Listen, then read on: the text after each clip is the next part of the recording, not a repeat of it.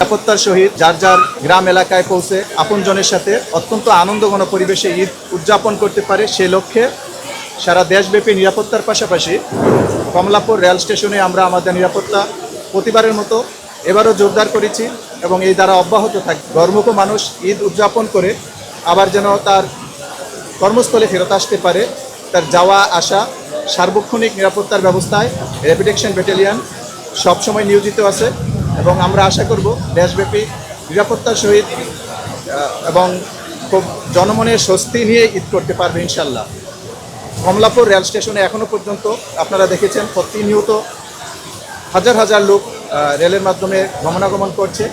এখনও পর্যন্ত আলহামদুলিল্লাহ পরিস্থিতি খুবই স্বাভাবিক আছে এবং আমরা এখনও পর্যন্ত কোনো হুমকি আশঙ্কা করছি না এবং কোনো ধরনের কোনো নাশকতা থাকার পরিকল্পনাও যদি আসে সেটার জন্য আমাদের গোয়েন্দা টিম, আমাদের ডিজিটাল টিম সার্বক্ষণিকভাবে সোশ্যাল মিডিয়া, সামাজিক মাধ্যম যেগুলো আছে প্রত্যেকটাতেই আমাদের নজরদারি আছে এবং সশরীরে আছে, সিভিল পোশাকে আছে। তো কোনো রকমের কোনো হুমকি আসবে না ইনশাল্লাহ। আপনারা দেখেছেন কমলাপুর কেন্দ্রিক নয়, শুধুমাত্র আশেপাশে যত বাস স্টেশন আছে সায়দাবাদ, যাত্রাবাড়ি, গাবতলী প্রত্যেকটা বাস স্টেশন সহ আমরা নিরাপত্তা দিয়ে যাচ্ছি। 24/7 আমাদের টহল টিম সার্বক্ষণিক নিরাপত্তায় আছে এবং এই ঈদের সময়ে যে ঢাকা ফাঁকা হয়ে যাচ্ছে তাতে করে অনেক সময় দেখা যায় যে অপকর্ম বৃদ্ধি করার একটা আশঙ্কা থাকে।